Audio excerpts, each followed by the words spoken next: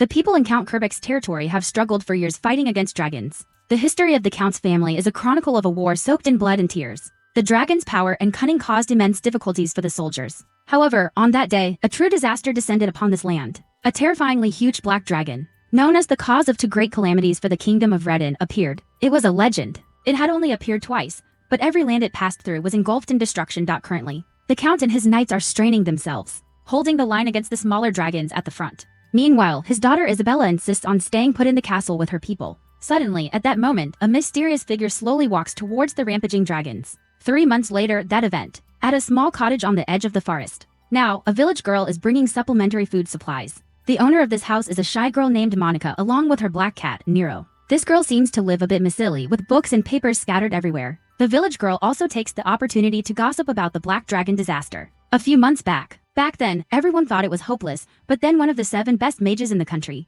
often called the 7 sages, was dispatched. And it was the youngest among them, nicknamed the Silent Witch. To be able to take down all those dragons single-handedly is truly admirable. Also, the Silent Witch is the only person in this world who can use non-verbal magic, which is super cool. Hearing this, Monica quickly changes the subject by pulling out a pile of money to pay the girl. The girl wonders what job she does to be so rich when she's always cooped up inside the house. Monica mumbles that her job just involves calculating some complicated things. Suddenly, the girl remembers that on the way here, someone said they were Monica's colleague. So she gave them this address. As soon as she finishes speaking, the colleague is standing right behind her, greeting her. Strangely, Monica slams the door shut, wanting to send the guest off, but it's not that easy. The introverted girl, trembling and stammering, calls the man Louis, which annoys him because she's completely mangled his name. Seeing this, the village girl excuses herself to leave so the friends can talk. Turns out, this shy, introverted girl's full name is Monica Everett, and she is also the rumored Silent Witch who single-handedly took down the legendary Black Dragon. In this world, humans cannot control mana without chanting. However, a genius made the impossible possible. That's this girl,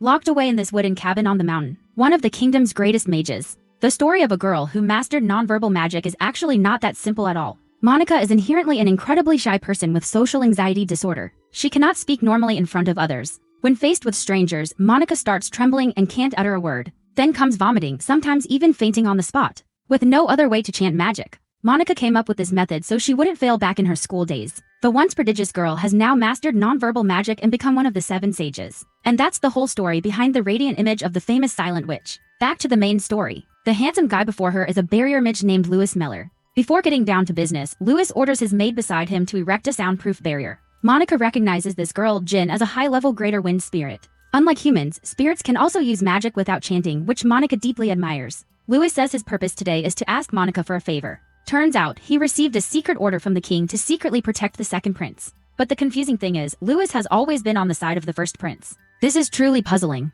But he also doesn't want to be disrespectful by guessing the king's intentions. Currently, the second prince, Felix, is attending a boarding school called Serendia Academy. He also takes the opportunity to flex that he's already too handsome and famous. So secretly infiltrating the academy isn't possible. Therefore, he racked his brains day and night to create a pair of brooches with tracking functions. Then he had the king give them to his son as a gift to avoid suspicion. However, just one night later, the item he poured his heart into was destroyed in an instant. Louis angrily asked the second prince and was told it was just an accident. By now, Monica probably understood Louis's intention, but she still shook her head repeatedly, pretending not to know anything. Fine, Louis just blurts it out. The main goal is for Monica to take his place at the academy and protect his highness. Monica, of course, stammers and refuses repeatedly, but it's not that easy. Under the sharp, somewhat acerbic tone of that handsome guy, Monica can only fall silent and cry inwardly. Not that she could argue back anyway. She is one of the greatest mages, yet she's always hiding in this corner. Louis advises with a threatening face, "Don't you think this is perfectly suitable?" And ultimately, the king has entrusted him with full authority to protect the prince, so she has no right to refuse. Without waiting for Monica's agreement, he lays out the plan's details.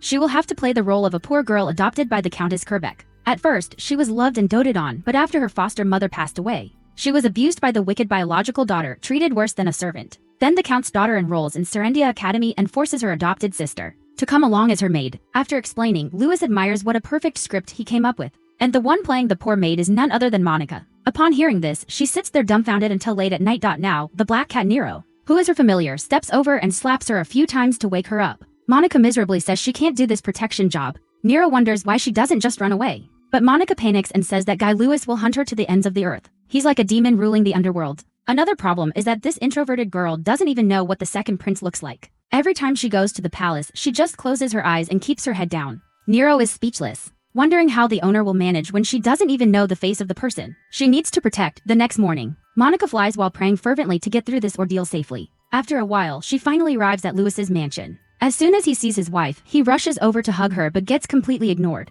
The only thing his wife wants to do now is quickly take Monica for a comprehensive health check, much to her husband's displeasure. After the examination and bath, Monica's entire being now sparkles, ready for any social activity. Incidentally, Lewis also wants to introduce the little midge to the Count of Quebec's daughter, who is currently here. As soon as they meet, that girl immediately slips into her evil villainous role. Monica is so scared she feels like this miserable servant role was made just for her. Then the Count's daughter introduces herself as Isabella, and says it's an honor to meet the famous Silent Witch. She swears on her honor that she will do her utmost to torment Lady Monica to complete the mission. Okay. Also, Isabella is deeply grateful because on that day, Monica helped drive the dragons from her family's territory. Mages use mana to create miracles. They use mana formulas to create what is called magic. But humans cannot control mana without chanting. However, a genius made the impossible possible. On that day, the Silent Witch descended like a god, summoning a void gate to defeat all the dragons. For the first time in history, a mage gave birth to nonverbal magic. And her name is Monica Everett, the Silent Witch with magical power from the skies. When she was little,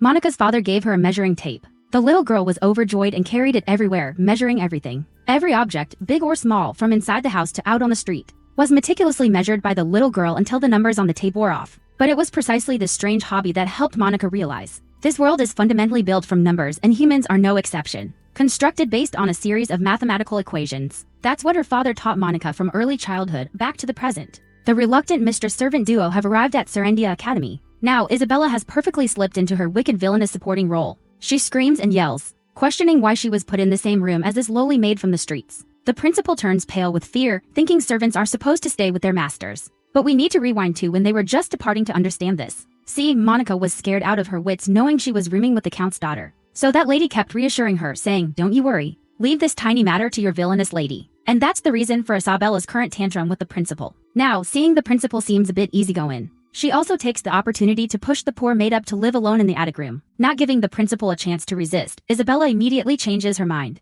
threatening to throw the maid into the horse stable, completely manipulating him psychologically. So he's forced to choose the easier option. Monica watches the scene, completely dumbfounded, wondering how that girl can play the villainess so brilliantly. The people in Count Quebec's territory have struggled for years fighting against dragons. The history of the Count's family is a chronicle of a war soaked in blood and tears. The dragon's power and cunning caused immense difficulties for the soldiers. However, on that day, a true disaster descended upon this land. A terrifyingly huge black dragon, known as the cause of two great calamities for the kingdom of Redden, appeared. It was a legend. It had only appeared twice, but every land it passed through was engulfed in destruction. Currently, the Count and his knights are straining themselves, holding the line against the smaller dragons at the front. Meanwhile, his daughter Isabella insists on staying put in the castle with her people. Suddenly, at that moment, a mysterious figure slowly walks towards the rampaging dragons. 3 months later, that event, at a small cottage on the edge of the forest. Now, a village girl is bringing supplementary food supplies. The owner of this house is a shy girl named Monica along with her black cat, Nero. This girl seems to live a bit messily with books and papers scattered everywhere. The village girl also takes the opportunity to gossip about the black dragon disaster a few months back. Back then, everyone thought it was hopeless, but then one of the 7 best mages in the country, often called the 7 sages, was dispatched. And it was the youngest among them, nicknamed the Silent Witch. To be able to take down all those dragons single-handedly is truly admirable. Also, the Silent Witch is the only person in this world who can use non-verbal magic, which is super cool. Hearing this, Monica quickly changes the subject by pulling out a pile of money to pay the girl. The girl wonders what job she does to be so rich when she's always cooped up inside the house. Monica mumbles that her job just involves calculating some complicated things. Suddenly, the girl remembers that on the way here, someone said they were Monica's colleague. So she gave them this address. As soon as she finishes speaking, the colleague is standing right behind her, greeting her. Strangely, Monica slams the door shut, wanting to send the guest off, but it's not that easy. The introverted girl, trembling and stammering, calls the man Lewis, which annoys him because she's completely mangled his name. Seeing this, the village girl excuses herself to leave so the friends can talk. Turns out, this shy, introverted girl's full name is Monica Everett. And she is also the rumored Silent Witch who single-handedly took down the legendary Black Dragon. In this world, humans cannot control mana without chanting. However, a genius made the impossible possible. That's this girl, locked away in this wooden cabin on the mountain, one of the kingdom's greatest mages. The story of a girl who mastered nonverbal magic is actually not that simple at all. Monica is inherently an incredibly shy person with social anxiety disorder. She cannot speak normally in front of others. When faced with strangers, Monica starts trembling and can't utter a word. Then comes vomiting, sometimes even fainting on the spot. With no other way to chant magic, Monica came up with this method so she wouldn't fail back in her school days. The once prodigious girl has now mastered nonverbal magic and become one of the 7 sages. And that's the whole story behind the radiant image of the famous silent witch. Back to the main story. The handsome guy before her is a barrier mage named Lewis Miller. Before getting down to business, Lewis orders his maid beside him to erect a soundproof barrier. Monica recognizes this girl, Jin, as a high-level greater wind spirit. Unlike humans, spirits can also use magic without chanting, which Monica deeply admires. Lewis says his purpose today is to ask Monica for a favor. Turns out, he received a secret order from the king to secretly protect the second prince. But the confusing thing is, Lewis has always been on the side of the first prince. This is truly puzzling. But he also doesn't want to be disrespectful by guessing the king's intentions. Currently, the second prince, Felix, is attending a boarding school called Serendia Academy. He also takes the opportunity to flex that he's already too handsome and famous. So secretly infiltrating the academy isn't possible. Therefore, he racked his brains day and night to create a pair of brooches with tracking functions. Then he had the king give them to his son as a gift to avoid suspicion. However, just one night later, the item he poured his heart into was destroyed in an instant. Lewis angrily asked the second prince and was told it was just an accident. By now, Monica probably understood Lewis's intention, but she still shook her head repeatedly, pretending not to know anything. Fine, Lewis just blurts it out. The main goal is for Monica to take his place at the academy and protect his highness. Monica, of course, stammers and refuses repeatedly, but it's not that easy. Under the sharp, somewhat acerbic tone of that handsome guy, Monica can only fall silent and cry inwardly. Not that she could argue back anyway. She is one of the greatest mages, yet she's always hiding in this corner. Lewis advises with a threatening face, "Don't you think this is perfectly suitable?" And ultimately, the king has entrusted him with full authority to protect the prince, so she has no right to refuse. Without waiting for Monica's agreement, he lays out the plan's details.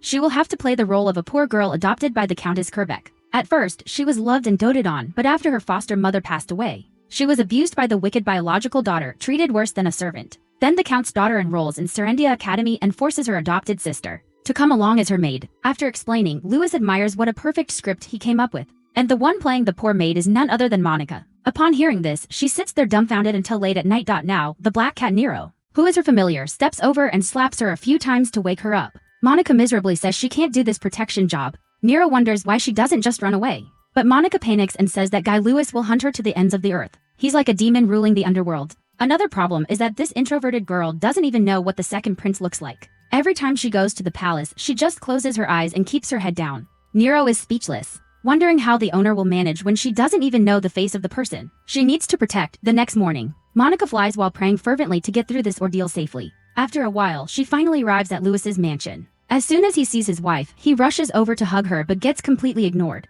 The only thing his wife wants to do now is quickly take Monica for a comprehensive health check, much to her husband's displeasure. After the examination and bath, Monica's entire being now sparkles, ready for any social activity. Incidentally, Lewis also wants to introduce the little midge to the Count of Kerbeck's daughter, who is currently here. As soon as they meet, that girl immediately slips into her evil villainous role. Monica is so scared she feels like this miserable servant role was made just for her. Then the Count's daughter introduces herself as Isabella, and says it's an honor to meet the famous silent witch. She swears on her honor that she will do her utmost to torment Lady Monica to complete the mission. Okay. Also, Isabella is deeply grateful because on that day, Monica helped drive the dragons from her family's territory. Mages use mana to create miracles. They use mana formulas to create what is called magic. But humans cannot control mana without chanting. However, a genius made the impossible possible. On that day, the silent witch descended like a god, summoning a void gate to defeat all the dragons. For the first time in history, a mage gave birth to nonverbal magic. And her name is Monica Everett, the silent witch with magical power from the skies.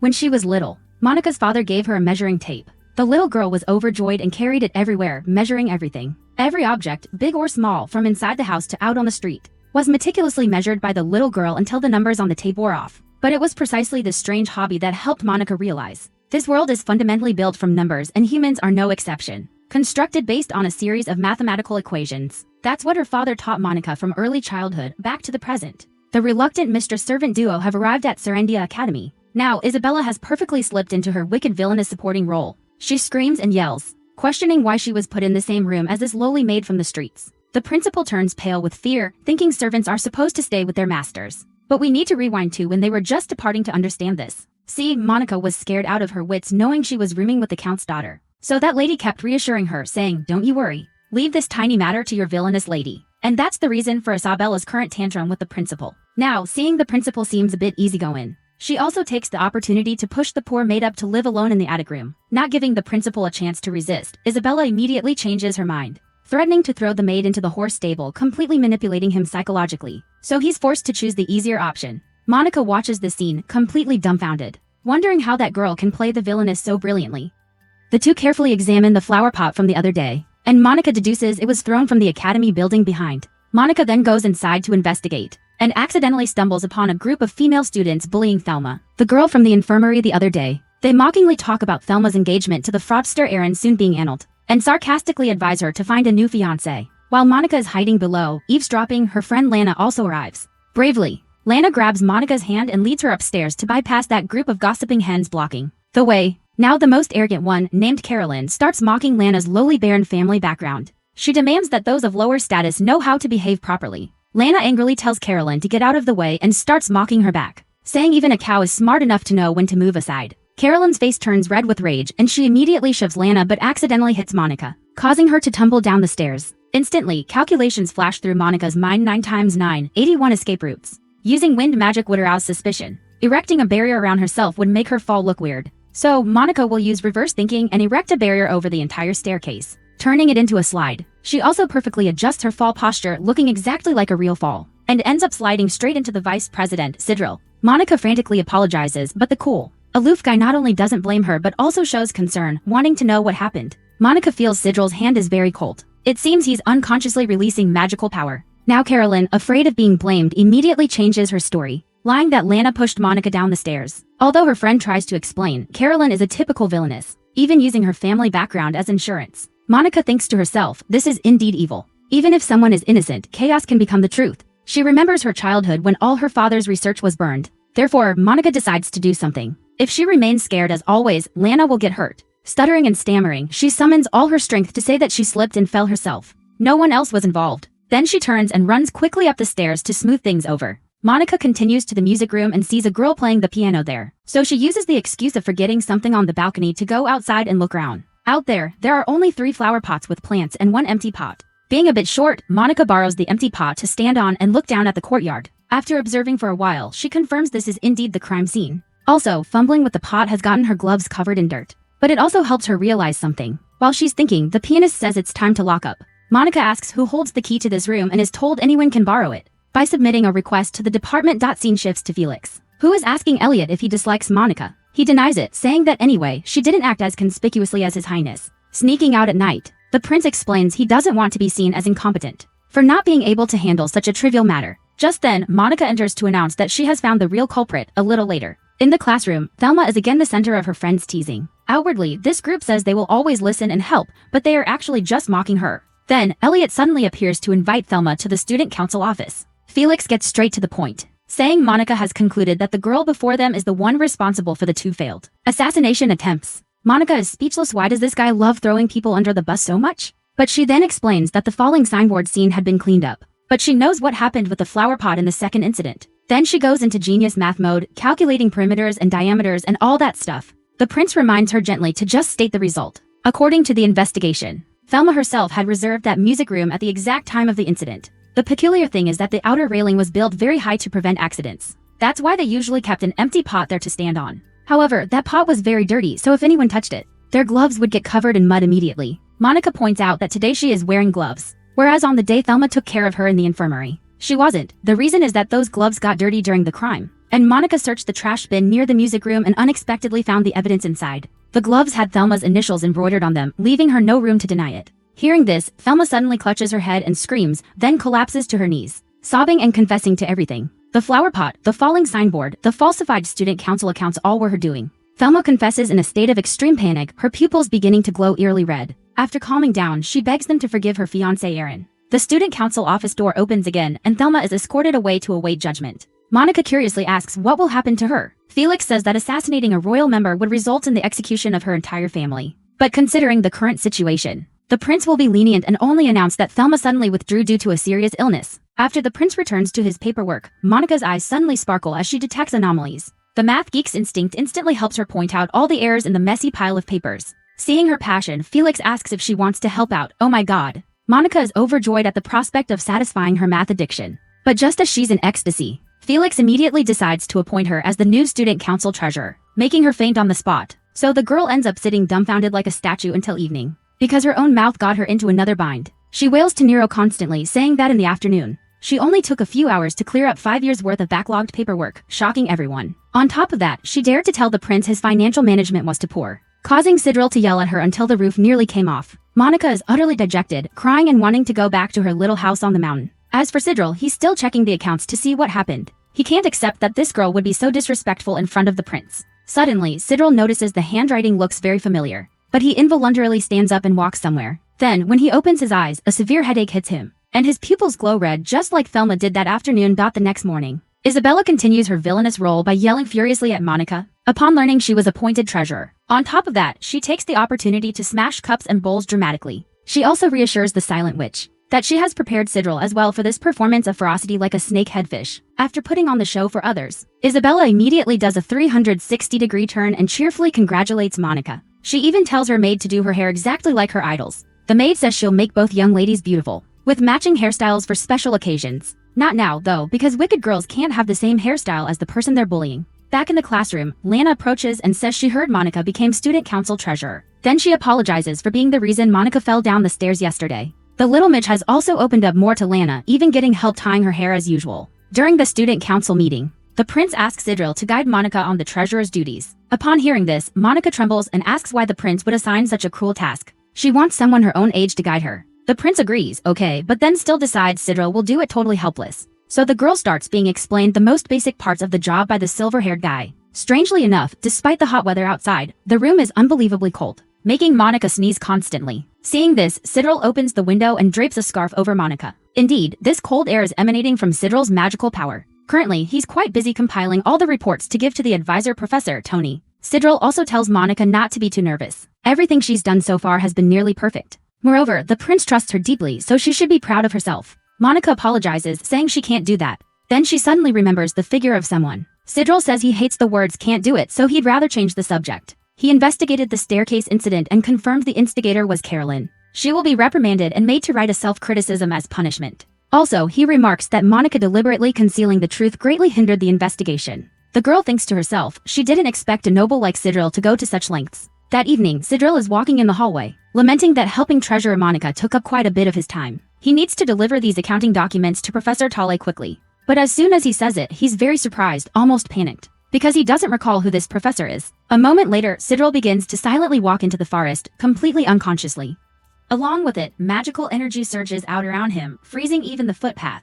Back at Monica's place, she's receiving an unexpected guest. Turns out it's the maid Jin, who has transformed into a bird and flown here to deliver an urgent message from Lewis. First, Jin announces the most important news: Lewis is going to be a father. Nero hears this and is totally freaked out, couldn't care less, but for Jin, she's very happy for her master even though her face shows no emotion. Then she moves on to the less important news and pulls out a letter for Monica. Since Lewis knows the Midge will have difficulty reporting smoothly in person, he asks her to write the reply on this paper and give it back to the maid to take home. Suddenly, Jin senses a huge amount of ice magic emanating from behind the men's dormitory. And the center of this energy source is none other than Sidril, walking dazedly deep into the forest. He keeps muttering that he must tell the prince who falsified the accounts. But then he suddenly collapses to the ground, screaming in agony, releasing a massive amount of ice that envelops his body. The three of them have now rushed to the scene to see what's happening. Monica immediately realizes the cause. His body is absorbing mana beyond its limit, leading to loss of control. People with such a constitution usually wear a magical artifact to disperse excess mana. For Sidril, it's the brooch, but strangely, it's now channeling magical power back into his body. While Monica is thinking of a way to remove it, Nero instantly dashes towards the target. But it's not that easy. The result is the black cat gets flung away by the backlash. Seeing the urgency, Monica quickly pulls her hood over her head and slowly steps forward. She stands before the massive ice block, which has sprouted countless sharp spikes aiming at her. But Monica calmly uses fire magic to neutralize them easily. Not only does she vaporize all attacks in an instant, but she also creates an extra barrier to protect the victim. However, Sidril's mind isn't very stable. He struggles and mutters about his father's recognition. Thus, a confrontation between fire and ice unfolds under the moonlight. The blazing flames of the silent witch begin to form a magnificent fire dragon, swiftly coiling around the entire ice mass. With a single move, Monica completely subdues the situation. Unlike her usual goofy exterior, the girl before her is incredibly powerful, her blazing power dispelling the night. That's right, she is the silent witch, whose strength and might far exceed the ordinary. Sidril begins to recall his past. His father was born into a marquis family. He treated his mother very cruelly because she was a commoner.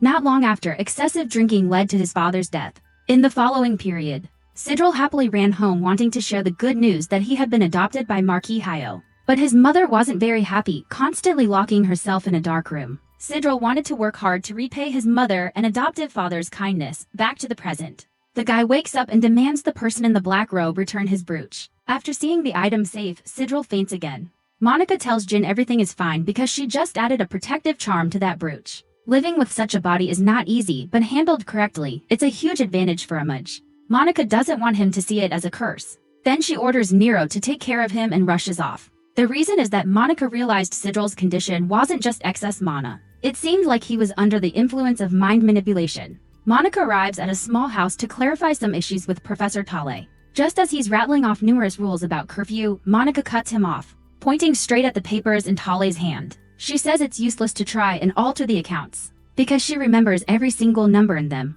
The financial reports have been a mess for a long time, but since 5 years ago, the falsification methods became more sophisticated, and the embezzled amounts increased significantly. And all this conveniently started right after he became the student council advisor. Hearing this, Tale's face turns purple with rage. He immediately grabs Monica's arm, saying magical research costs a lot of money. Then he chants a mysterious spell, but Monica immediately recognizes he's trying to alter her mind. Speechless, this guy still doesn't know who he's dealing with. He thinks he's succeeded. But Monica can still explain that this type of spell requires the user to understand countless, complex formulas. His chant just now was full of errors, so Monica immediately reverses it, leaving him completely dumbfounded. Tale is stunned, not understanding how the girl before him could rewrite his high-level magic. But then, watching each line of the spell transform into hundreds of light butterflies fluttering around Monica, everything becomes clear. Only one mage in this kingdom can cast spells without chanting. That's right, when Tale realizes the girl before him is the famous Silent Witch, it's already too late. He gets surrounded by the swarm of butterflies and his own magic is reflected back onto him. Afterwards, he wakes up exactly like Sidrel did before. However, just as he's walking away with countless malicious intentions in his head, Tale gets pulled into another world by a herd of pink pigs. In this place, countless pigs just keep coming, overwhelming him. Turns out, it's all the work of the introverted auntie. Realizing she might have overdone it, she trembles with fear, thinking this act has earned her a one-way ticket to a stone prison. However, luckily Jin is here, promising to handle this smoothly by taking him back for Louis to interrogate. That poor professor keeps screaming, "Get these pigs off me!" A few days later, the whole school buzzes with the news that Professor Tale was arrested while researching dark magic. Lana is sitting gossiping with Monica. Rumor has it this case was handled by one of the 7 sages. And she even knows it was the barrier mage Louis Miller himself. How amazing. Hearing this, Monica deliberately changes the subject to hair to avoid trouble. Scene shifts to the second prince, who is receiving a report from a white lizard. It tells him it discovered a strange young man carrying Sidrel back to the men's dorm. Then the lizard transforms back into human form. He says the girl named Monica has a very suspicious background. The prince says he had previously deliberately left the key to the important document storage in front of her, but she didn't touch it. However, Felix doesn't seem too concerned. He tells his butler friend that he only gets to live until a successor is chosen. So he just wants to enjoy this short time happily. As for Monica, she's yawning continuously because she used too much magic the other day.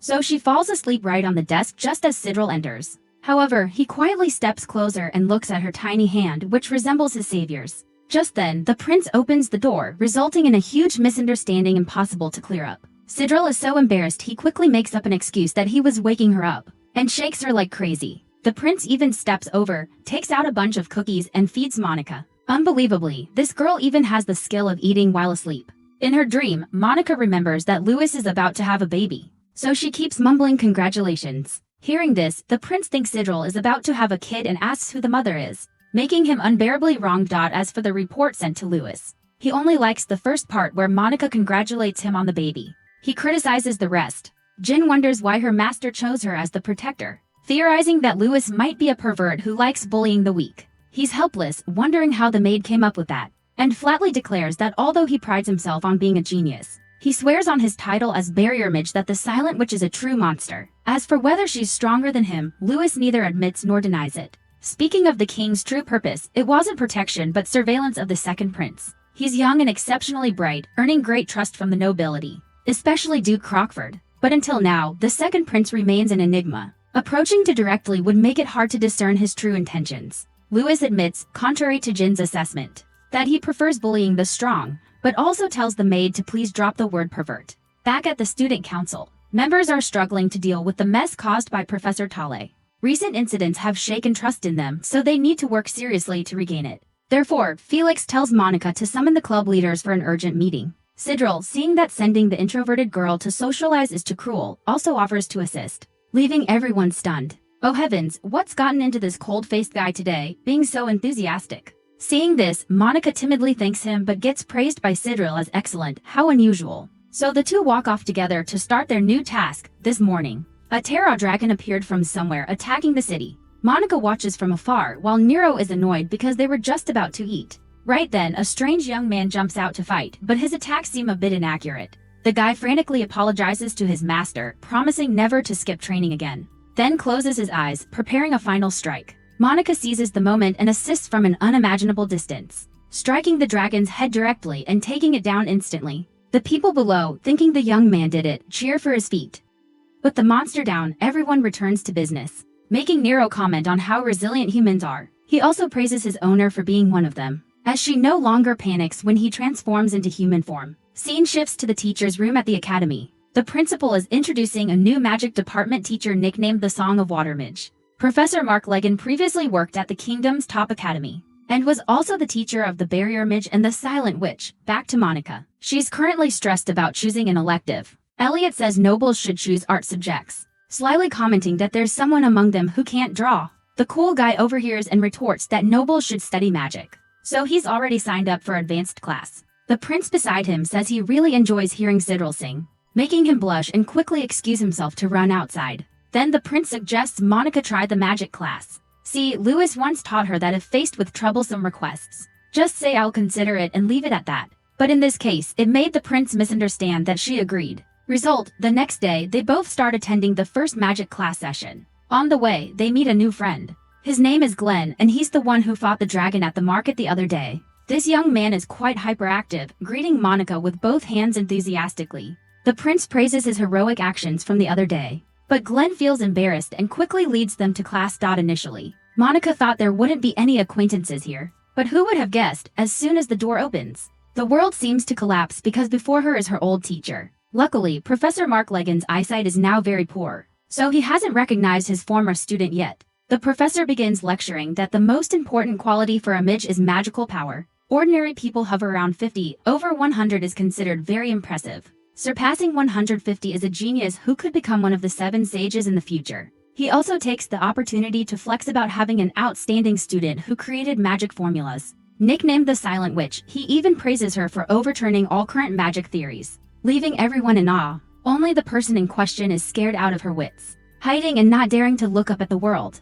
Incidentally, the professor introduces a device to measure each person's magical power. Just place your hand on the crystal ball, and your stats and element will be displayed clearly. At this point, Monica is speechless with the old man because last time she measured, it was over 202. By now, it's probably increased quite a bit, so how can she hide it? Out of options, Monica has to hide in a corner and watch everyone else test their power. When it's Glenn's turn, the professor suddenly finds Monica's face somewhat familiar. Seeing this, her face pales completely. But luckily, for some reason, as Glenn touches it, the ball cracks. The professor yells in distress because this toy cost a fortune. Monica seizes the opportunity to bolt outside, but she realizes the reason the measuring device broke was that Glenn's magical power exceeded 250. Currently, among the 7 sages, only to have reached this level while wandering lost in thought, Monica somehow ends up at Elliot's chess class. He thinks she's passionate about chess, so he immediately takes her hand and leads her in to experience it. After briefly explaining the basic rules, Elliot says the strategic game helps nobles cultivate their thinking.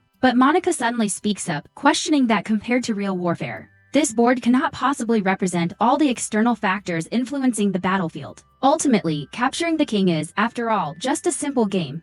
For some reason, she starts analyzing, and all the students in the room gather around to listen. Being experienced, Elliot spots her a queen and lets Monica move first. After a back and forth, Elliot starts sweating. Somehow, he's ended up in a tight spot, surprising everyone. Now he sees that castling would win the game. However, since he hasn't taught Monica this rule, he feels a bit guilty for being dirty. To save face, he quickly pretends his last move was a demonstration of castling. Monica, realizing she's lost, apologizes for earlier calling the game simple. Indeed, when facing an opponent, unexpected situations always risk right then. A tall, burly man steps in, scaring the girl half to death. Seeing Monica's talent, he immediately shoves a registration form at her, basically forcing her into this chess class. That evening, she returns to her room in a daze. Today was way too wild. All kinds of weird things happened. And now she has to rack her brains because of the rule requiring her to choose two elective essay. Next day, Monica is starting to get quite interested in chess. Now, the two gods beside her start arguing because Sidrel's artistic talent is seriously offending her eyesight. Monica has to restrain herself from laughing because the badge he drew is painfully ugly. The cow looks exactly like a rabbit, and the wheel on its head looks like a rotten slice of orange. Luckily, Monica had seen this Boast Company badge before, so she quickly took the pen and drew it perfectly in one go. Seeing his savior, Elliot quickly shoves the genius painter aside and pulls Monica outside. On the way, he still feels guilty about his dirty play yesterday. Winning without teaching someone the rules is truly unbecoming of a noble. But just then, Monica notices something off about the badge on the merchants ahead. The wheel has only 10 spokes instead of 12, plus, the horse's tail and head are missing. Monica dares to say that if she's seen something once, she'll never forget it. So she's sure these are 100% knockoffs. Hearing this, Elliot tells her to go report to the guards while he stays behind to block them. But the fake merchants sense trouble, immediately draw their weapons and advance to silence them. Monica, calmer, silently shoots a small electric jolt at the horses, making them panic and throw off the riders. Then she uses electricity on the men, quietly taking down the two imposters. However, an unexpected situation occurs when the spooked horse from before charges straight at Monica, catching her off guard. Luckily, some girl suddenly rushes out and controls the horse, saving Monica. After tying up the two guys and temporarily locking them in a warehouse, Elliot runs off to inform the soldiers. As for Monica, she's made friends with a second-year student named Cassie earlier. Cassie was showing Monica how to approach the horse, which Monica really enjoyed. She tells her that back home, horses are used to pull carts carrying livestock, quite like the song about pigs that children often hum. Hearing this, Monica gets extremely excited because she also loves that pig counting song. It has a beautiful sequence of numbers. She almost laughs her guts out, not expecting to find a kindred spirit here. Cassie, being a simple country girl, finds it hard to fit in with other students. So after meeting Monica, she really likes her and immediately takes her hand to lead her up onto the carriage driver's seat. Monica experiences the driver's view for the first time and is absolutely thrilled. But she admits she's terrible at sports and such. Cassie cheerfully says if she wants to learn, she's ready to be her coach anytime. So after all this, Monica decides to sign up for 2 classes, chess and horseback riding. Much to Nero's surprise, they prepare for the upcoming ball's dance skill assessment. Monica and Glenn are throwing themselves into practice. However, instead of graceful moves, these two look like they're playing tag. Their friends watching can only sigh this way, they'll surely fail miserably. Cassie suggests switching partners until they get it right. Monica feels bored like a cockroach with her own incompetence. Meanwhile, Lana also comes to help by playing the piano for them to practice. Prince Felix is also very concerned, while Sidrel bluntly states that the girl's chance of passing is definitely 0%. So the prince gently lifts Monica's chin to encourage her. The girl decides she will analyze the music's rhythm relative to the total steps to dance perfectly. But Sidrel scolds her again, saying this requires physical effort. Not just using your head to analyze, she'd never improve otherwise at night. Nero massages her back and says he peeked through the window earlier. He wonders if dancing is a sport about who steps on their partner's foot more. Monica laments, wondering how the cat came up with that. Honestly, she doesn't want to let everyone down, just like her father taught her long ago. He also said the human body is a series of equations. Solving them could save many lives from critical situations. Her father was once a hero who cured diseases and saved countless people. Yet the world he wanted to save became jealous, slandered his reputation, and ultimately took his life. Afterwards, Monica decided to do something similar by creating nonverbal magic. However, someone thought this was a mockery of them. That's why Monica just wanted to hide in her wooden cabin, keeping company with mathematics. But now she's determined to train well. So Nero immediately transforms into human form to help his own Earth next morning. Monica's body is exhausted and helpless because she even dances worse than a cat. She stepped on Nero's foot 17 times, kicked him 23 times, and got scolded by him for abuse. Suddenly, the teacher announces they will be divided into groups for the upcoming tea ceremony class. Like dancing, this is also a mandatory subject. Failing means repeating the year. But for any difficulty, Isabella has it all handled for the lady. First, she mentions the main taboo: no one in the group can bring the same type of tea as others. Monica's table, besides her two close friends Lana and Cassie, will also have one stranger. This is a small matter, so Isabella says leave it to her. She will prepare all contingencies to deal with even the most difficult people. Speaking of preparation, most noble children have their own servants to help.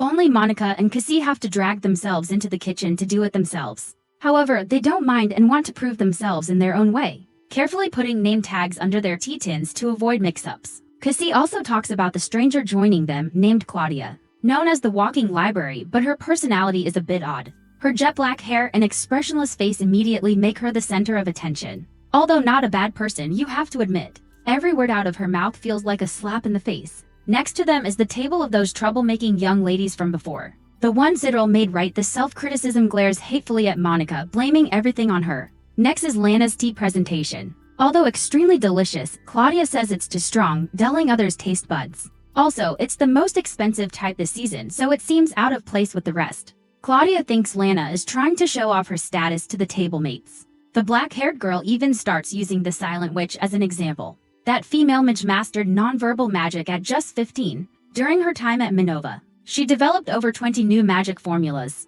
Also, she has never attended any academic conference. Even when awarded the title 7 Sages, she didn't speak a word. In Claudia's mind, the Silent Witch is a sharp, thoughtful person. Hearing this, Monica sweats buckets, thinking, big misunderstanding. Hey friend, I'm just an introvert who hides at home because I'm scared of meeting people. I have absolutely nothing in common with the traits you just analyzed. Suddenly, Claudia unleashes her final move, mentioning the Silent Witch's real name is Monica, which coincidentally matches the shy girl sitting opposite. Smelling exposure, Monica quickly bolts to get tea for everyone. While panicking, she discovers her tea tin has disappeared. Searching frantically, she finds it thrown in the trash. Cassie rushes over and suggests Monica use her tea tin instead. Monica hesitates because that would mean having the same tea as someone else. But Cassie reassures her that the most important thing is that everyone is happy. Touched, Monica thanks her but seems to have an idea and quickly runs back to her room. Not long after, she returns with a coffee tray, surprising everyone. She explains that earlier Claudia said Lana's tea was too strong, so she wanted them to try coffee she made herself to balance it out. Everyone tastes it and agrees it's delicious with no lingering bitterness. Monica explains that the longer coffee brews, the harsher it gets, so she used this device to brew it much faster. Claudia admits it's delicious but also clearly states this is a tea ceremony. Using any other beverage is unacceptable. Monica replies she just wanted to share something she truly loves with her precious friends. So perhaps this makes her the odd one out here. Hearing this, Lana is deeply moved and downs the entire cup of coffee in one go. And so, the tea ceremony ends, leaving only the dance test to pass, however. Upon entering the practice room, Monica freezes seeing the prince and his assistant already waiting. Actually, Felix didn't ask Cyril to help, but he uses the excuse that is the prince's close aide. It's his duty though in reality, he wants to help the clumsy girl. Then Cyril turns to Glenn, saying he has no idea how to lead in a dance, and immediately pulls Monica to demonstrate for him. Everyone is mesmerized by the beauty of their steps. As for Monica, she has no idea what the guy's next move will be. After they finish, Cyril seriously tells Glenn that this asterisk is how you lead a lady. Then it's time to dance with Prince Felix. He tells her not to think about the steps. Just walk naturally while talking to him. He also says looking into Monica's eyes up close, he sees a light blue hue, like sunlight filtering through leaves in a dense forest. As for Monica, she's focused on the gem on the prince's brooch. Its intricate facets could be applied to creating a reflective barrier. After 7 by 7 equals 49 rounds of mathematical calculations in her head, the practice session ends with everyone's applause. The prince thinks it was their conversation that helped Monica dance better, but she says the cut of the gem on his brooch had such wonderful refraction. It helped her mind not wander to other useless thoughts. Everyone freezes because her words clearly implied the conversation with the prince was useless. Cyril gets another chance to scold her. Truly talented at being talented. Today, Prince Felix is walking and discovers Monica's group having a barbecue in the schoolyard. He's a bit suspicious of Glenn's identity, wondering if he's here to monitor or execute him. The purpose of the outdoor party is to celebrate little Monica passing her dance exam. Her homeroom teacher is overjoyed. She's been worried sick. Just then, the prince approaches, saying to have a barbecue here, you need to submit a request form. Hearing this, Glenn happily offers the prince a skewer, surprising everyone. Felix happily takes a bite and says he's now an accomplice, so don't tell anyone. In the afternoon, Jin visits Monica to deliver Lewis's reward for capturing Professor Tale. She even relays the exact words of that cruel guy, which are very arrogant. Inside is a dark-colored dress. Monica wants to write a thank you note, so she asks Jin to wait. Incidentally, the maid also praises her for dealing with those fake merchants the other day. She mentions that the defensive barrier Lewis erected around the academy only protects the outside. but internal threats are hard to guard against. He wants his creation to be the most spectacular, so he's secretly added many deadly surprises. Monica and Nero's faces turn pale upon hearing that the demon dared to create such things here. The next day, Monica is carrying a stack of papers to the student council when she spots Claudia staring at her. Come to think of it, this black-haired auntie has been following her around lately. Just then, the villainous group arrives to invite Monica for tea. Although a bit scared since she's trying to learn social etiquette, she agrees. Once seated, Carolyn reveals her true intention. She wants Monica to explain the previous incident to the vice president in a way favorable to her. However, Monica refuses, saying changing her testimony would cause trouble for Sidril. Hearing this, Carolyn puts on a vicious face and tells Monica to drink her tea while it's still warm. Now her and the others' eyes are fixed on her like the villains in rumors. Monica takes a sip and finds it very bitter but drinks it all. They are amazed, expecting her to choke and cough, but the reality is different. The teacup slips from Monica's hand and her vision instantly turns blazing red. Then the most haunting memories from the past flood back. Tears fall as she witnesses the villagers burning all of her father's life's work. They screamed, calling him a heretic, while Monica desperately tried to memorize the faint numbers disappearing in the flames. On top of that, a drunken uncle constantly abused her, blaming his brother's foolish research for ruining his life. Back to reality. Monica collapses to the ground, muttering apologies. Immediately, Claudia runs over to check, asking Carolyn what she put in the tea. Although she vehemently denies it, Claudia quickly finds a bottle of eye drops in Carolyn's pocket.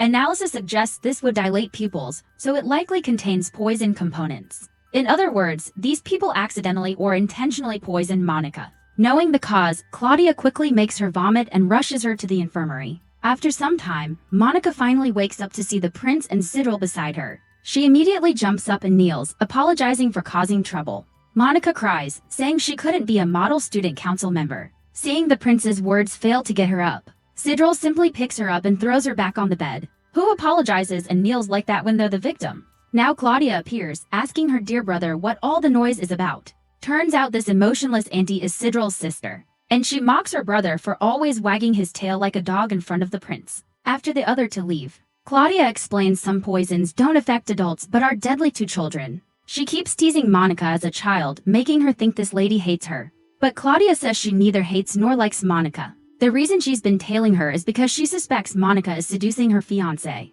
On top of that, asking him to teach her to dance is unacceptable. Hearing this, Monica freaks out, thinking Claudia's fiancé is Prince Felix. Right then, the two guys barge in without knocking. Glenn even holds out a skewer, telling Monica to eat it to get better. Totally helpless. However, the key point is Claudia's personality suddenly does a 180 when Neo appears. She hugs Monica, calling her her best friend just minutes after saying she didn't like her. What's going on now, lady? By the way, Claudia also introduces herself as Neo's fiancée. Glenn jumps up, not expecting his friend to be so lucky. Although it's an arranged marriage, Claudia really likes Neo. She uses a threatening glare, forcing Monica to nod continuously in support of this perfect match, or else.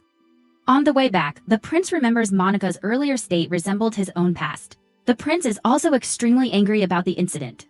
The report says the suspects are awaiting interrogation. However, Lady Isabella also storms into the student council demanding to participate, which piques the prince's interest. At the villainous' location, they still think it was just a prank, no big deal. Carolyn's father is a count who donated a lot to this place, so she's not afraid of anyone. But facing the prince, her psychology is strange. She still argues that it wasn't intentional poisoning, just a prank. She thought it would be funny seeing the girl squirm. She didn't know those eye drops were dangerous. The prince maintains a calm expression but adds the charge of slander based on her testimony. Carolyn's eyes are now wide with terror, unable to utter another word. If she says anything stupid now, she'll probably rack up 10 more charges. Right then, Isabella arrives, making Carolyn somewhat relieved as rumors say she hates her maid. Then, Isabella brings out several teacups to refresh everyone. Not stopping there, she takes out a bottle, claiming she bought it from a street vendor. Just a few drops of this beauty elixir in the tea would make the perfect combination. Seeing this, the three girls are scared shitless, unable to believe what's happening. Carolyn tries to reassure them it's just a threat, but as soon as she takes a sip, she collapses, vomiting violently. She screams, accusing Isabella of poisoning her. However, Isabella proves it's real beauty elixir by drinking it herself in front of everyone. She says the strong herbal flavor of the tea probably startled Lady Carolyn. After all, her maid drank her whole cup, while Carolyn put on such an ugly display before the prince, right? Also, Isabella will report to her father about how someone from her family was poisoned. Even if it's a maid, it's an insult to the Kerbick family's honor. This ironic situation will affect the friendship between their houses. The prince also regrets that the Kerbeck house is the only force capable of supporting the dragon hunts in the east. If not, they'd have to dispatch troops from the capital, but by then, who knows how much of their territory would be left. Carolyn trembles, realizing her thoughtless action could destroy her homeland. Isabella also warns her to spread the word to everyone in the dormitory. Becoming an enemy of the Kerbeck family has consequences. From then on, the wicked reputation of Lady Isabella spreads throughout the academy, making everyone fear her. She knows trampling on others will bring resentment, but Isabella is willing to do so to prevent her big sister from being bullied anymore, because she swore to devote herself to the Silent Witch to repay her life-saving grace. Incidentally, she also drags Monica to stay in her room to recover until she's fully well. So, a week later, Monica becomes a literal pig, pampered and fed to the teeth. Having to drag herself back to her own room is a real pain. But now she remembers Jin. Turns out she's been waiting here all week for the reply letter that Monica completely forgot about. Jin is speechless, wondering how the Silent Witch's mission is to protect the prince. But she ended up getting poisoned and being taken care of by others instead. This morning, Jin brings a stack of letters saying that during Monica's absence, one was slipped under her door every day. The content is mainly get well wishes from her best friend Lana. Monica's heart overflows with joy. She treats them like treasures and carefully stores them all in her drawer. Incidentally, today is also the day the friend group goes out to celebrate Monica's full recovery. But Sister Claudia is also here, making a threatening face, claiming Monica is her best friend. The food at this restaurant is undeniably delicious, but the presentation is a bit too fancy for Monica's taste. Afterwards, they start discussing what to do at the upcoming school festival. Claudia says she'll stay in her room all day until the ball starts. The reason is Neo is very busy that day, so she doesn't feel like doing anything. Lana can't understand her logic because the play is the main event. Plus, Lana is in charge of costumes, and this year there's even a beautiful fireworks display. As for Cassie, she'll run a stall selling handmade embroidery. So the three friends chatter excitedly about the fascinating festival events. On the way back, Sidril approaches and tells Monica to come to the East Gate after school to help move supplies for the festival. Other student council members are also busy preparing. But what Claudia cares about is that her crush is assigned to go with a girl. She immediately switches to villainous mode, planning to sabotage this imaginary cheating scheme.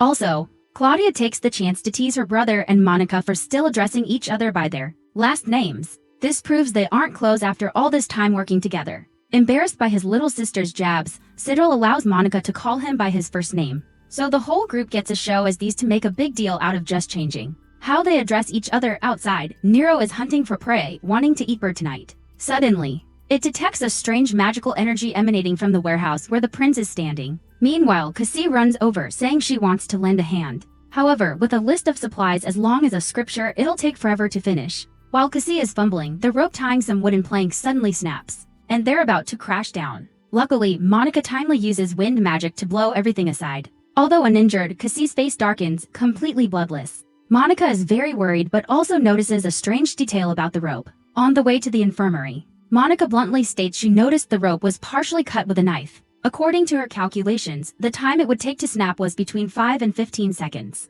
Since the previous incident, all merchants are banned from using knives on school grounds. Therefore, the culprit could only be the friend standing before her. Exposed by Monica, Cassie just smiles faintly and admits it was her doing. She pulls out the knife and confesses the reason is that she hates Monica. Besides this, she also threw Monica's tea tin into the trash last time. At this point, Monica admits she already knew.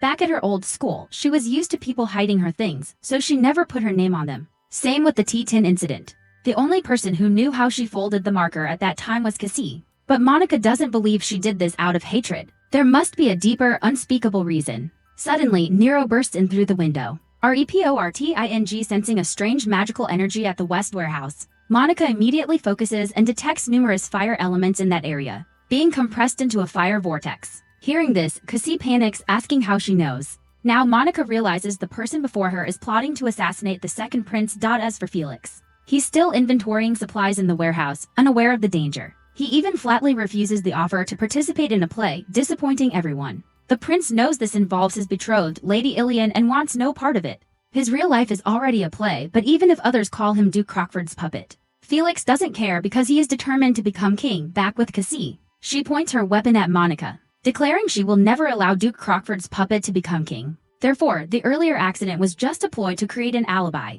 Murdering a royal means the whole family is executed, so Cassie can't afford to be caught. If Felix ascends, the puppeteer Duke Crockford will wage war against the kingdom of Reldo. Hearing about the Terra dragon in Kerbeck territory being slain by a MAGE, Cassie wishes her homeland had been so fortunate. They have no army, no valuable assets. The people are worn out fighting dragons, but this kingdom never helped. Back then, it was the Reldo Empire that extended its hand to save them all. Yet that duke now plots to invade their benefactor, so how can Cassie stand idly by? Monica begs Cassie to stop the fire vortex as it requires a code to extinguish. But Cassie refuses, saying even tortured, she won't let anyone here escape. A student council member like Monica even less so. Monica cries, telling herself that if she does nothing, she'll never forgive herself. If proving her worth in the student council is her responsibility as treasurer, then this is her duty as a member of the Seven Sages. She turns to Nero, saying she'll attack the academy from outside to activate Lewis's protective barrier. Nero will then focus on locating the barrier's activation point. As soon as she casts the spell, the Black Cat instantly knows the magic circle's center is in the old garden. Seeing this, Cassie lunges with her knife to stop them, but Nero pins her arms. She mocks them, saying all effort is futile. The fire vortex is about to explode. Monica replies she's wrong because she will extinguish it right now. So they dash to where Lewis placed the barrier. Now Cassie realizes she has seen that same determined look in Monica's eyes before. She had 3 brothers, all killed fighting cruel dragons. Their deaths were so gruesome that their helmets and armor fused to their bodies, forcing them to be buried with them. Reaching the fountain, Monica says she will rewrite the barrier's reversal charm to counteract the fire vortex from within. However, she suddenly remembers Jin's warning about traps here. Nero quickly pulls its owner back to avoid the poisonous vines erupting from the ground. Monica knows only one person could create this dangerous trap, one of the 7 sages. Nicknamed the Thorn Witch, Cassie continues to attack. But this time Monica creates a wind wall, leaving Cassie in disbelief. Monica raises her hands to the sky to summon a magic gate. Although Monica can cast most spells without chanting for the supreme level spirit summoning magic, she needs an activation incantation. Monica, in the name of the Silent Witch, gives the command to summon the Wind Spirit King Seekfifth, the king from the Silent Precipice. Lend me your dragon-slaying power to destroy all the vines before me. Immediately, extremely powerful winds blow from the gate, destroying everything in their path. As the gate closes, Monica tells Cassie she's not the only one with secrets. Time is running out. So Monica rushes in to restructure the fire vortex by adding a counter-rotation formula. It's no exaggeration to say Monica is single-handedly holding off 2 of the continent's most powerful witches to alter the entire barrier magic circle built beforehand. The fire vortex bomb flashes frantically while Monica's fingers race against time to save everyone's lives. Finally, at the very last moment, Monica successfully reactivates the spell and cleanses the fire vortex bomb's energy. Cassie is stunned witnessing the overwhelming power from her seemingly naive friend, causing Monica to cry. Cassie says she is a wicked criminal who tried to kill the prince, so Monica should despise her. Suddenly, an explosion like a meteor descends from the sky, causing chaos in the area. It turns out to be Lewis, along with his showy maid. Seeing his barrier acting up, he immediately flew here to check. Upon seeing Monica, he instantly knows this good deed was his colleague's doing. Lewis is quite surprised to find Monica's mana almost completely depleted. Even defeating a whole horde of dragons before didn't drain her this much. After hearing the situation, Lewis is also surprised because he set up many misdirection spells. Monica proudly says she handled it in one go, but it took about a minute. Hearing this, Lewis is annoyed, saying if it gets destroyed again, she'll be his first suspect. He also mentions he'll use mind-altering magic to extract information from the assassin. Anyway, even if she becomes a vegetable, it'll be less suffering since she'll be executed anyway. Here, Monica suddenly asks, isn't Lewis on the first prince's side? He doesn't deny it, but the main reason is that Lewis dislikes Duke Crockford and the second prince. Monica, wanting to save her friend, says Cassie is from Rendell, which is the first prince's mother's homeland. If this news gets out, rumors of the elder brother trying to kill his younger won't look good. Lewis understands this clever midge is asking him to turn a blind eye. Seeing Monica's care for this friend, he also offers a way out if Cassie voluntarily confesses everything. He won't tamper with her mind and will instead confine her to a monastery for life. Lewis also advises Monica that this identity is just a cover. Don't get too immersed in it. After speaking, he sighs, lamenting having to spend over a month fixing the barrier he just made. Cassie calls out to Monica, saying she won't apologize or thank her. The truth is, she is still an enemy who plotted murder. Cassie also tells Monica not to cry for someone who never considered her a friend. If she can't hate her, at least forget her. Hearing this, Monica cries even louder, saying she will never forget her. Before leaving, although not intending to apologize for her actions, Cassie apologizes for not being able to teach Monica horseback riding or embroidery as promised. Then she bids farewell and leaves. Lewis feels a bit sorry for her, steps over and throws a handkerchief at her face. He reminds her this was his wife's birthday gift, so wash it clean and iron it before returning. A little later, the lizard sensed the spirit summoning spell and led the second prince to the old garden. Upon arrival, he accidentally overhears Louis muttering about having to drag his old body to do mason work, using a spirit summoning spell just for a fire vortex the silent which really went overboard. Felix, hearing this, can't believe such exquisite magic was performed here. He had witnessed the dragon-slaying power up close before, but he never imagined the silent witch was here, stopping the assassin targeting him. Now he realizes this guy is actually Monica's fan. The next morning, Isabella is in her room, yelling at her maid to get out of her way so she can go outside. Agatha refuses, saying no matter what happens, her lady must return to bed immediately. The reason is she's had a high fever for 3 days, and still hasn't been able to visit her sister Monica. Out of options, Agatha uses force to throw Isabella back into bed, telling her to get well first, then do what she wants. As for Monica, she's now wandering around absent-mindedly like a lost soul. Lana comes to comfort her, saying it's too bad Cassie had to go home urgently due to family matters, and suggests sending a letter to inquire about her health. Seeing Monica still unresponsive, Lana changes the subject to choosing outfits for the upcoming ball. Initially, Monica thought of wearing her school uniform, but her friend says that's not suitable for a student council member and offers to lend her a dress. Monica thanks Lana for her kindness, not knowing how to repay her.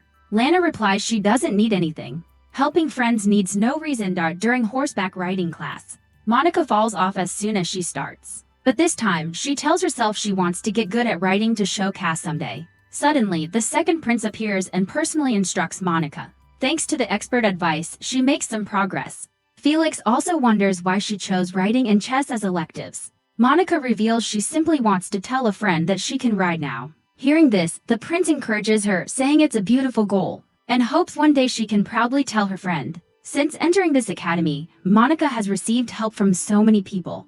Therefore, she wants to become stronger to somehow repay them. In chess class, Elliot again blames himself for his dirty play the other day. Monica says a friend once told her, going into a match without knowing the rules and believing everything you're told is foolish. She has no reason to be angry at Elliot. As long as she gets to play a good game, that's enough. Hearing this, he suddenly remembers watching the second prince practice riding as a child. Although destined to lead, Felix was timid and untalented. Even the servant beside him seemed more confident. Annoyed by this crybaby, Elliot hid his book up a tree, telling him to climb and get it. Unfortunately, Felix fell and got impaled in the stomach by a branch. Elliot's father was furious, punching his son.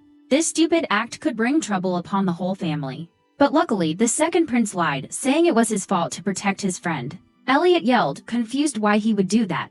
The prince replied, falling because you're bad at climbing is no reason to blame others. Only now does he understand why the prince worries so much about Monica. In the afternoon, Bristers tells Sidril the professor wants him to submit a report on the incident from a few days ago. Monica, due to recent insomnia, is lethargic and listless. While carrying documents, she walks dreamily and bumps into Sidril's back. She even thought it was a soft, cool wall. Monica snaps out of it, but surprisingly, Sidril is the one bowing and apologizing. Turns out, checking the wood plank's quality took all his time, so he couldn't check the rope's durability, leading to the unfortunate incident. Monica realizes everyone thinks the incident was Sidril's negligence. No one knows Cassie cut the rope. Sidril, who had performed his duties perfectly, is now taking the blame. Monica cries and apologizes for not being able to reveal the truth. If only she had been more assertive about the tea tin being thrown away, maybe all this could have been avoided. She cries until night, then falls into a deep sleep. Sidril called his sister to take her back to the girls' dorm because he couldn't. Claudia initially cursed her brother for treating her like an errand girl, but after Neo spoke up, she immediately switched, saying Monica is her best friend, so it's no problem. Her brother standing by is speechless at his sister's boy craziness. Flashback to a young student named Bernie, always ranking first in the entire school. As the second son of a noble family, he possesses talent and a strong will to forge his own path. Bernie's goal is none other than to secure a place among the legendary 7 sages. One day, he catches some bullies trying to shove a spider into Monica's mouth. At that moment, Bernie erupts with firepower, scaring them off. Afterwards, he comforts the cowering Monica. He gently removes the spider, helping her calm down. From that day, his kindness was etched into Monica's memory. Bernie became her best friend and advisor for all her problems. Bernie gave advice that shaped her entire life. He knew Monica was great at theory but scared of communication, so he suggested trying to shorten incantations. He told her the future great Midge could surely do it. Monica's face lit up with hope. Unbeknownst to her, she had come to see Bernie as her greatest support. Back to the present. Monica freezes upon hearing she's been chosen as the class representative for the chess tournament. She has no good memories of such things. 2 years ago, while in the Rogerford research group at Minerva Academy, she was studying when her teacher suddenly told her to go participate in the Seven Sages selection. Scared out of her wits, Monica immediately hid behind a curtain. But the teacher went big, lifting both her and the curtain and throwing her straight into the selection venue. Next, although she fainted during the interview, somehow Monica was chosen as a Seven Sage anyway. How amazing. Overjoyed, she ran to tell the two people closest to her. The first was her foster mother, and the other was her only friend, Bernie, but Monica hesitated, not knowing if he would congratulate her for joining the Seven Sages. Walking lost in hazy memories, she smacks her face straight into a wall. Back to the chess tournament issue.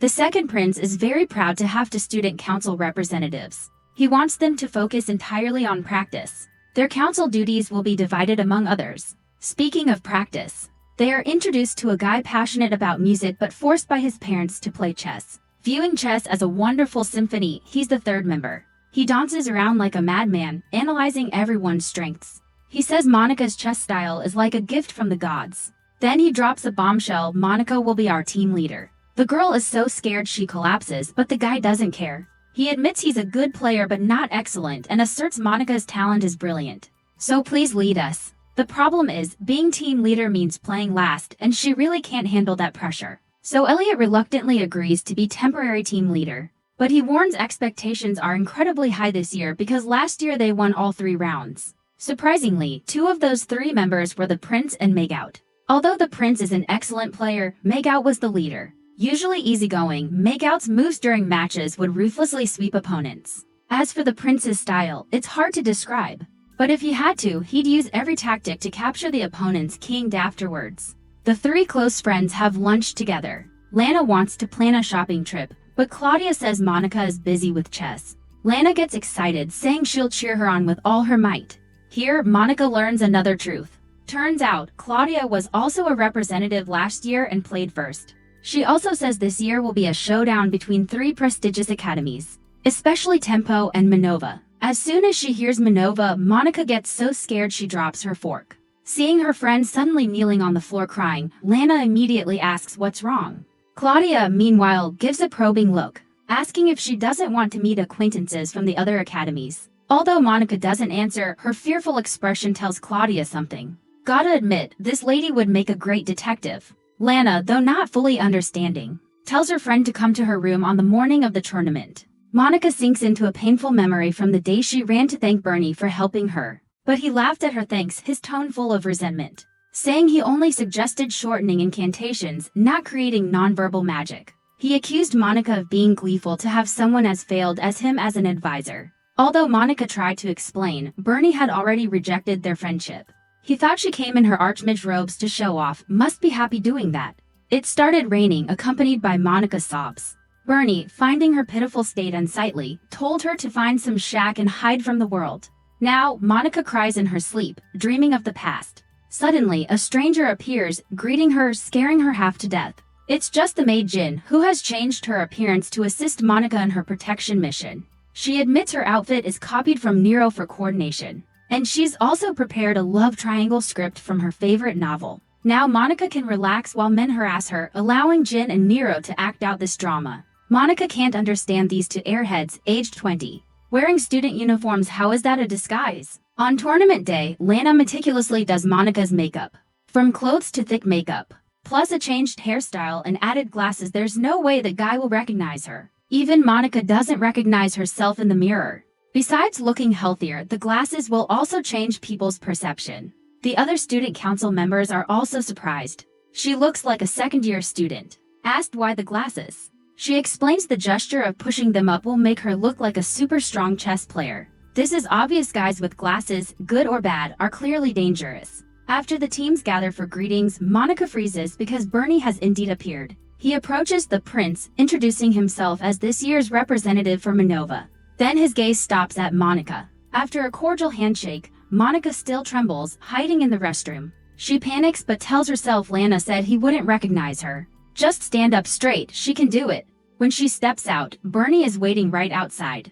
What a pervert, waiting outside the restroom. He approaches Monica, probing because the girl before him has the same name as someone he knows. Seeing Monica stand silent, he steps closer angrily and inexplicably. Thoughts of apology swirl in her mind. But suddenly, Nero and Jin appear, ready to perform their heartfelt love triangle drama as planned. Jin threatens Bernie to leave wisely or get punched. A love triangle is already tiring. Adding a fourth would be a square, truly awful. Then Bernie angrily leaves, and the other two are thrilled with their stellar performance. Monica, however, is speechless with these two because they've now changed into noble outfits. From the bottom of her heart, she begs them to transform back into cat and bird forms, and so, Monica's first match against Tempo Academy's strongest player begins. However, the result leaves everyone stunned. A girl who only learned chess 2 weeks ago checkmates her opponent without any difficulty. Afterwards, everyone gathers to eat and Elliot praises her, saying her strategy will surely be recorded in history.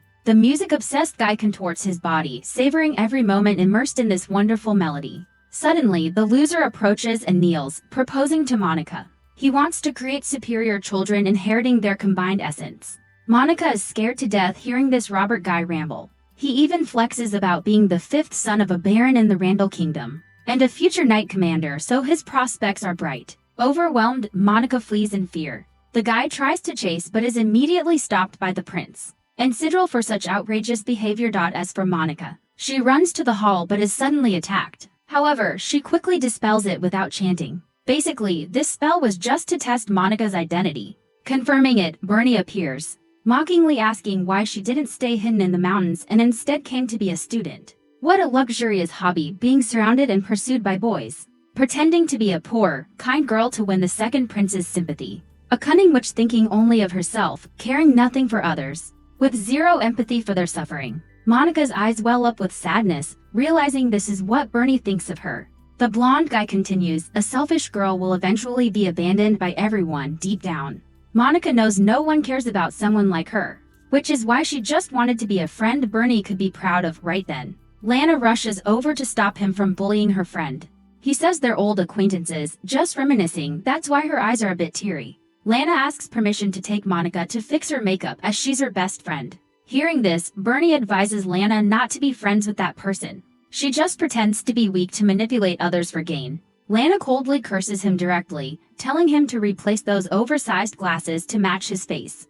Bernie retorts that if she watched the match, it's clear that girl is smarter and more talented than anyone. Yet she always feigns helplessness to get close to people. Lana replies she knows he's jealous of Monica, hence his words. If she had such an outstanding friend, she'd go boast to her family about how wonderful she is. Not be petty like Bernie is treating her friend now. As he tries to hurl more bitter words at Lana, Monica suddenly speaks up to warn him. Back then, Monica always relied on him and hoped to become truly wonderful to stand by his side. But from now on, she'll stop seeking his praise and stop trying to get his approval. Having said that, she takes Lana's hand and leaves this suffocating atmosphere. Lana praises her friend for being strong enough to speak her mind. Monica is also overjoyed that she managed to hold back tears, afraid of ruining Lana's makeup work. As for Bernie, he's the complete opposite, walking away fuming because he was rejected by that girl. Even if she's one of the 7 sages, he's the one who took care of that useless person. He needs to make Monica tremble to always remember him. Bernie immediately goes to Professor Pittman to request a change in the upcoming match order. Scene shifts to Professor Mac. Legan reviewing the morning's match results against Tempo. Although Monica dominated the first match, the other member lost, so the outcome isn't great. Bernie bursts in to ask Professor Mark Legan to sign the change of position confirmation. This is easy. Just need a host academy professor's signature to be valid. After stepping out, Bernie tells Pittman he wants to win and asks for advice. But upon receiving agreement, Bernie realizes the person before him isn't the real Professor Pittman. Elsewhere, Monica is heading to the match venue when she sees Jin signaling an emergency. So she makes an excuse about forgetting something and rushes off. Back with Bernie, he explains. Professor Pittman is terrible at chess, just passionate, so he's often anxious about his ability. Moreover, this imposter asked which old man Bernie got to sign. This is highly abnormal because at Minova, everyone must know the Song of Watermage William Mark Legan. The guy praises him and immediately chants a spell, but Bernie attacks first. However, the move does 0 damage like a pinprick. Bernie attacks again, but he uses a skill called Dragon Transformation to enhance his body. Bernie has never heard of such magic, but judging by appearance, this is a forbidden spell altering the body. Highly likely a spy from the Quell Empire. If they've infiltrated here, his target must be Second Prince Felix. Suddenly, he grabs Bernie by the neck, lifting him into the air. Just then, Monica appears, but she's immediately trapped in a water sphere by the spy. Simple reason, he doesn't want any screams alerting others. Drowning in silence is the optimal method.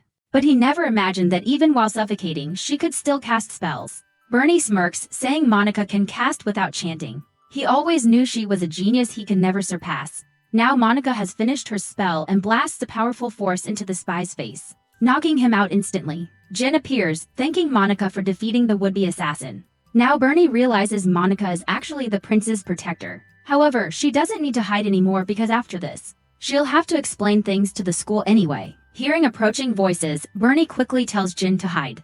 Sidril enters, sees Monica soaked, and immediately drapes his jacket over her shoulders to prevent a cold. Bernie explains the guy on the floor is a spy impersonating Professor Pittman to assassinate the prince. Due to his body-altering abilities, he's likely an imperial plant.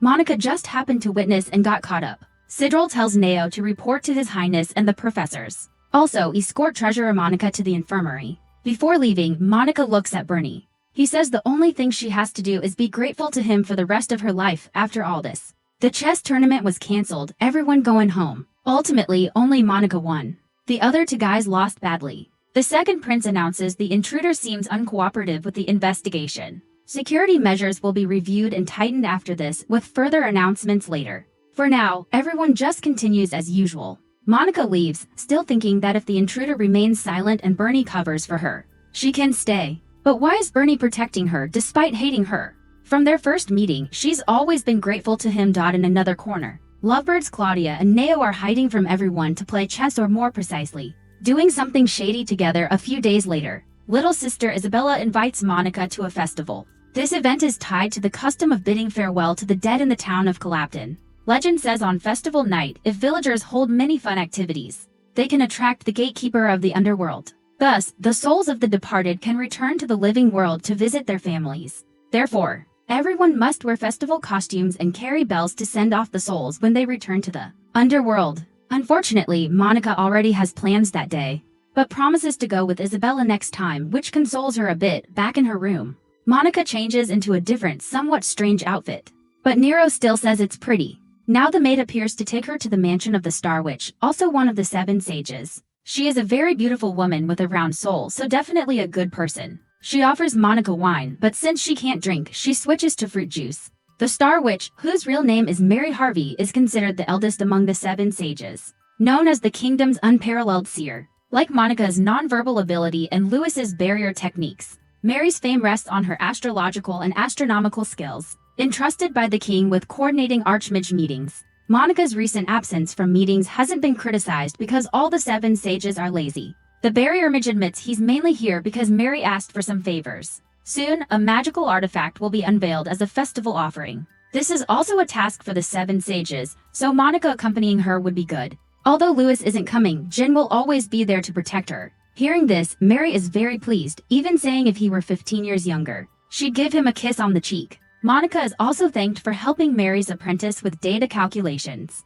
Suddenly, Monica asks about a star chart from 10 years ago, wondering whose horoscope it was. Mary reveals it was Second Prince Felix's, the only one whose future she cannot predict. For 10 years, the prince's fate has remained unknown. Even Lewis can't explain this. He thinks if only that assassin from the chess tournament would talk, it'd be great. Then Jin arrives to pick her up and gets severely scolded for her inappropriate language. Calling a gathering of the 7 sages a party is disrespectful. Lewis thinks he needs to teach her proper speech. But priority now is escorting Monica and Mary to Clapton. This is also a rare holiday for the protagonist, as she'll surely be interested in ancient artifacts. The mentioned item is the Meteor Mira, an artifact absorbing magical power from the earth. The trip's purpose is to unseal this item. Although not too taxing, ancient artifacts have their own consciousness and personality.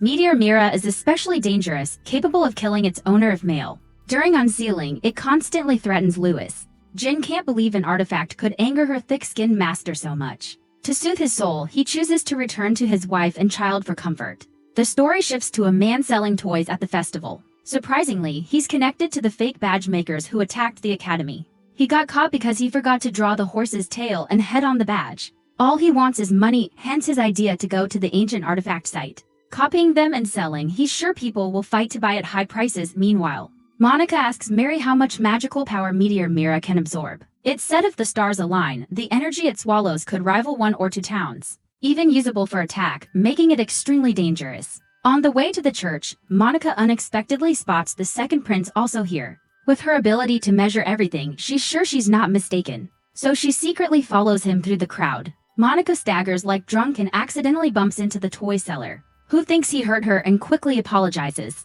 Learning she's looking for someone, he offers to help, introducing himself as Bartholomew. While walking, they hear the funeral bell and stop to watch. The bell is a way to express mourning and bid farewell to the departed. In that moment, Monica remembers her late father and can't hide her sadness. About to look for Felix, he appears on his own. The second prince thanks the man for helping. Monica realizes she can no longer secretly protect the prince. Felix's reason for being here is simply to play. Knowing Monica is also alone, he invites her to join. The silent witch pretends to be a very troublesome person, hence walking alone to avoid bothering others. This lie makes Felix laugh. Hard to believe this girl would call herself that. The second prince also asks to be called to avoid revealing his identity in public. Meanwhile at the church, Bartholomew uses his talent to break in and copy the artifact. Security here is so weak he easily opens it. The problem is the original artifact is too intricate. Forgery isn't simple. The story then moves to a tavern where Monica also ends up. Seeing the girls here partying with customers, she's a bit embarrassed. Felix casually introduces this as Madame Cassandra's establishment with armrests. She's surprised His Highness hasn't visited in a while. For privacy, Felix asks a staff member to take Monica to change. Then Cassandra hands the prince several letters stamped by nobles. Basically, they contain slander secretly written against Duke Rockford. She also makes clear this may be their last meeting. Felix smiles and takes out a large bag of gold as payment for the grandest funeral send-off. As for Monica, she thought she was in a brothel for real. The guy had to explain again that he meant change clothes for the festival. So she ends up wearing a super cute horse-ear costume, not wanting to waste the festival. The protagonist is told to hold hands tightly to avoid getting lost. Right then, someone tries to sell jewelry. His items are all enchanted by famous mages, considered artifacts. But in Monica's eyes, only one item has a basic barrier, making it decent. The shop owner introduces this brooch as made by the jewel mage of the 7 sages, very skilled at crafting such artifacts. Examining it, she has no doubt. It's very similar to Sidrel's brooch, inscribed with the jewel mage's name. Felix decides to buy it as it's a quality item, and asks Monica if she wants anything or if he should choose for her. Now she remembers their first meeting when he also helped pick up seeds. But now, receiving a gift from the second prince wouldn't be as happy as before. Out of options, Felix buys her some cookies to munch on. She nibbles like a little squirrel, so the prince brushes off crumbs for her. Knowing her social anxiety, he tells her to think of him as a ghost. The dead just need guiding bells. He'll be a non-existent ghost friend, so he won't harm her. Seeing Monica silent, he runs off to buy water. Just then, Jin appears, thinking the little sister is on a date.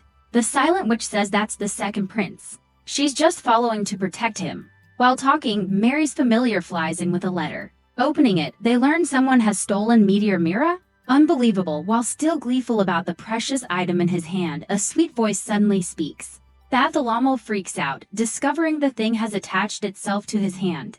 Meteor Mira expresses love for the young man before it, simultaneously dragging him flying into the sky. As for Monica, she's located it via tracking spell. However, her flying isn't great, so she asks Jin to throw her towards that bell tower. Isabella nearby is quite sad Monica isn't with her, but she never imagines her big sister is currently flying right above her head. Back to the thief. He's struggling terribly, being dragged through the sky before everyone. He pretends to want a quiet place for private talk and Mira complies. Planning to pull out his trump card to deal with this thing, Monica suddenly drops from the sky. Sensing trouble, Mira tries to flee but Bartholomew grabs it. Seeing its frenzy, Monica remembers Lewis's warning that it can kill if the owner is male. Watching it fly further away, she has no choice but to chase. Despite her poor flying skills, she has to try. The Star Witch observing below wears a mysterious expression as if scheming. She begins chanting, creating white auroras covering the sky. Monica, meanwhile, spins like a kite with a broken string.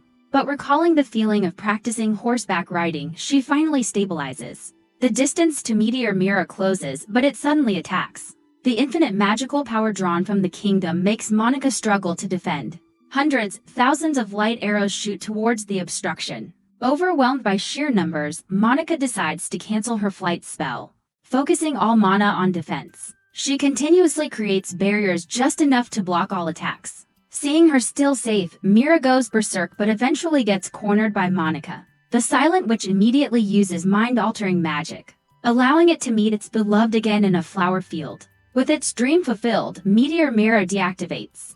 But this causes them all to fall, as Monica is also out of mana. Luckily, Jin waits below, using wind magic to catch them. She was protecting the prince, but he's now running around frantically looking for Monica. After quickly explaining Meteor Mira is subdued, Monica rushes out to meet Felix. Now he misunderstands, thinking she didn't enjoy being with him and wanted to avoid him. But he doesn't blame her. If a ghost is rejected by the living, it can only disappear. Hearing this, Monica musters all her courage, saying she is also an invisible ghost, so they can enjoy themselves together without issue. Felix is overjoyed, then takes her hand to a special place for him, an old bookstore run by a friend. This guy is a novelist, often traveling to buy old books.